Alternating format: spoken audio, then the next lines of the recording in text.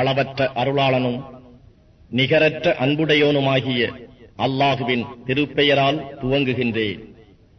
மாபெரும் நிகழ்ச்சியான இறுதி நாள் ஏற்பட்டால் அந்நிகழ்ச்சியை பொய்யாக்குவது எதுவும் இல்லை. அது தீயோரை தாழ்த்திவிடும், நல்லோரை உயர்த்திவிடும். பூமி நடுக்கத்தால் நடுக்கமடையச் செய்யும் போது, இன்னும் மலைகள் தூள் தூளாக ஆக்கப்படும் போது, பின்னர் அது பரப்பப்பட்ட புழுதியாகிவிடும். அப்போது நீங்களும் 3 பிரிவினர்களாகி விடுவீர்கள். முதலாமவர் வலபாரிசத்தில் உள்ளோர். வலபாரிசத்துக்காரர் யார் என்பதை அறிவீர்களா? இரண்டாமவர் இடது பாரிசத்தில் உள்ளோர். இடது பாரிசத்தில் உள்ளோர் யார் என அறிவீர்களா? மூன்றாமவர் நம்பிக்கையில் முந்தியவர்கள், மறுமையிலும் முந்தியவர்களே ஆவார்கள். இவர்கள் இறைவனுக்கு அண்மையில் ஆக்கப்பட்டவர்கள். இவர்கள் பாக்கியங்கள் உள்ள சுவனச் சோலைகளில் இருப்பர். முதலாமவரில் ஒரு பெரும் கூட்டத்தினரும் பின்னவர்களில் ஒரு சொற்பத் தொகையினரும் பொன் நிழைகளால் ஆக்கப்பெற்ற கட்டில்களின் மீது ஒருவரை ஒருவர் முன்னோக்கியவர்களாக அவற்றின் மீது சாய்ந்திருப்பார்கள். நிலையான இளமையுடைய இளைஞர்கள் இவர்கள் பணிக்காக சுற்றிக் கொண்டே இருப்பார்கள். தெளிந்த பானங்களால் நிரம்பிய கிண்ணங்களையும் கெண்டிகளையும் குவளைகளையும் கொண்டு அவர்களிடம் சுற்றி வருவார்கள்.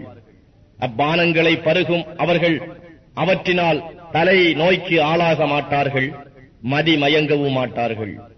இன்னும் அவர்கள் தெரிந்தெடுக்கும் கனி வகைகளையும் விரும்பும் பட்சிகளின் மாமிசத்தையும் கொண்டு இளைஞர்கள் வருவார்கள். அங்கு இவர்களுக்கு ஹூர்லீன் என்னும் நெடிய கண்களையுடைய கன்னியர் இருப்பர். மறைக்கப்பட்ட முத்துக்களை போல் அவர்கள் இருப்பார்கள். இவை யாவும் சொர்க்கவாசிகள் இம்மையில் செய்து கொண்டிருந்த செயல்களுக்கு கூலியாகும். அங்கு இவர்கள் வீணானதையும் பாவமுண்டாக்குவதையும் கொண்ட பேச்சுக்களை செவியுற மாட்டார்கள்.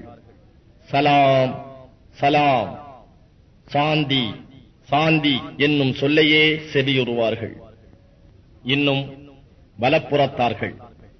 வலப்புறத்தார்கள் யார் என்பதை அறிவீர்களா?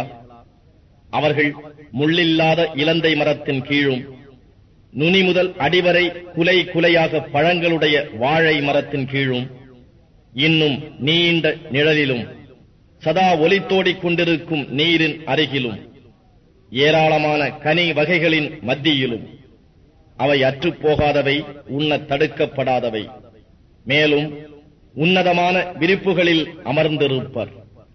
நிச்சயமாக ஹூருல் ஈன் என்னும் பெண்களை புதிய படைப்பாக நாம் உண்டாக்கி அப்பெண்களை கன்னிகளாகவும் தம் துணைவர் மீது பாசமுடையோராகவும் சம வயதினராகவும் வலப்புறத்தோருக்காக ஆக்கி வைத்துள்ளோம்.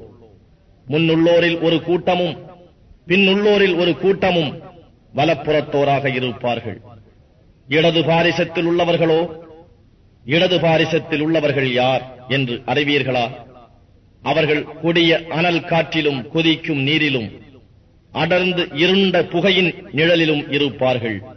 அங்கு குளிர்ச்சியும் இல்லை, நலமும் இல்லை. நிச்சயமாக அவர்கள் இதற்கு முன்னர் உலகத்தில் சுகபோகிகளாக இருந்தனர். ஆனால் அவர்கள் பெரும் பாவத்தின் மீது நிலைத்தும் இருந்தனர். மேலும் அவர்கள் நாம் மரித்து மண்ணாகவும் எலும்புகளாகவும் ஆகிவிட்டாலும் நாம் மீண்டும் நிச்சயமாக எழுப்பப்படுவோமா என்று கேட்டுக்கொண்டு இருந்தனர். அல்லது முன்னோர்களான நம் தந்தையருமா எழுப்பப்படுவர் என்றும் கூறினர். நபியே, நீர் கூறும், நிச்சயமாக உங்களில் முன்னோர்களும் பின்னோர்களும் குறிப்பிட்ட நாளின் ஒரு நேரத்தில் நீங்கள் யாவரும் ஒன்று கூட்டப்படுவீர்கள். அதற்கு பின்னர் பொய்யர்களாகிய வழிகேடர்களே, நிச்சயமாக நீங்கள் ஜக்கூம் என்னும் கள்ளி மரத்திலிருந்தே நீங்கள் புசிப்பவர்கள். ஆகவே அதை கொண்டே வயிறுகளை நிரப்புவீர்கள். அப்புறம் அதன் மேல் கொதிக்கும் நீரையே குடிப்பீர்கள். பின்னும் ஹீம், தாகமுள்ள ஒட்டகை குடிப்பதைப் போல் குடிப்பீர்கள். இதுதான் நியாய தீர்ப்பு நாளில் அவர்களுக்கு விருந்தாகும். நாமே உங்களை படைத்தோம், எனவே நாம் கூறுவதை நீங்கள் உண்மை என்று நம்ப வேண்டாமா? கர்ப்பப்பையில் நீங்கள் செலுத்தும் இந்திரியத்தை கவனித்தீர்களா? அதை நீங்கள் படைக்கிறீர்களா அல்லது நாம் படைக்கின்றோமா? உங்களுக்கு இடையில் மரணத்தையும் நாமே ஏற்படுத்தியுள்ளோம். எனவே நம்மை எவரும் மிகைக்க முடியாது. அன்றியும் உங்களை போக்கிவிட்டு உங்கள் போன்றோரை பதிலாக கொண்டு வந்து நீங்கள் அறியாத உருவத்தில் உங்களை உண்டாக்கவும் நாம் இயலாதவர்கள் அல்ல. முதன்முறையாக நாம் உங்களை படைத்தது பற்றி நிச்சயமாக நீங்கள் அறிவீர்கள். எனவே அதிலிருந்து நினைவு கூர்ந்து நீங்கள் உணர்வு பெற வேண்டாமா? பூமியில் விதைப்பதை நீங்கள் கவனித்தீர்களா? அதனை நீங்கள் முளைக்கச் செய்கின்றீர்களா அல்லது நாம் முளைக்கச் செய்கின்றோமா? நாம் நாடினால் திட்டமாக அதனை கூலமாயாக்கி விடுவோம். அப்பால் நீங்கள் ஆச்சரியப்பட்டுக் கொண்டிருப்பீர்கள். நிச்சயமாக நாம் கடன்பட்டவர்களாகிவிட்டோம்.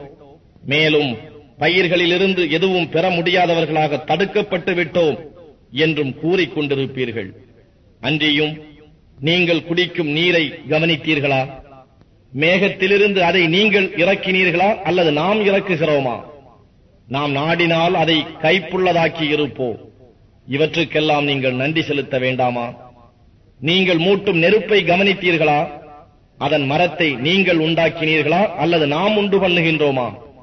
நாம் அதனை நினைவூட்டுவதாகவும் வனவாசிகளுக்கும் வழிப்போக்கர்களுக்கும் பயனளிப்பதற்காகவும் உண்டாக்கினோம். ஆகவே மகத்தான உம்முடைய ரப்பின் திருநாமத்தை கொண்டு தஸ்பீஹ் துதி செய்வீராக. நட்சத்திரங்கள் விழும் தலங்கள் மீது நான் பிரமாணம் செய்கிறேன். நீங்கள் அறிவீர்களாயின் நிச்சயமாக இது மகத்தான பிரமாணமாகும். நிச்சயமாக இது மிகவும் கண்ணியமும் சங்கையும் மிக்க குர்ஆன் ஆகும். பாதுகாக்கப்பட்ட ஏட்டில் இருக்கிறது. தூய்மையானவர்களை தவிர வேறெவரும் இதனை தொடமாட்டார்கள். அகிலத்தாருக்கெல்லாம் ரப்பானவனால் இது இறக்கி அருளப்பட்டது. அவ்வாறு இருந்தும் குர்ஆனின் மகத்தான செய்தி பற்றி நீங்கள் அலட்சியமாக இருக்கிறீர்களா? அல்லது அதை பொய்ப்பித்துக் கொண்டிருப்பதையே உங்கள் பாங்காக ஆக்கிக் கொண்டீர்களா? மரணத் தருவாயில் ஒருவனின் உயிர் தொண்டை குழியை அடையும் போது அந்நேரம் நீங்கள் பார்த்துக் கொண்டிருக்கிறீர்கள். ஆயினும் நாமோ அவனுக்கு உங்களை விட சமீபமாக இருக்கிறோம். எனினும் நீங்கள் பார்க்கிறீர்கள் இல்லை. எனவே நீங்கள் எவருக்கும் கட்டுப்படாத சுய ஆதிக்கமுடையோராக இருப்பின், நீங்கள் உண்மையாளராக இருப்பின் அவ்வுயிரை மீள வைத்திருக்கலாமே. இறந்தவர் இறைவனுக்கு நெருக்கமானவர்களில் நின்றும் இருப்பாராயின் அவருக்கு சுகமும் நல்லுணவும் இன்னும் பாக்கியமுள்ள சொர்க்கமும் உண்டு. அன்றியும் அவர் வலப்புறத்து தோழராக இருந்தால், வலப்புறத்தோரே உங்களுக்கு சலாம் சாந்தி உண்டாவதாக என்று கூறப்படும். ஆனால் அவன் வழிகட்டு பொய்யாக்குவோரில் ஒருவனாக இருந்தால் கொதிக்கும் நீரே அவனுக்கு விருந்தாகும். நரக நெருப்பில் தள்ளப்படுவது விருந்தாகும். நிச்சயமாக இதுதான் உறுதியான உண்மையாகும். எனவே நபியே, மகத்தான உம்முடைய ரப்பின் திருநாமத்தை கொண்டு தஸ்பீஹ் துதி செய்வீராக.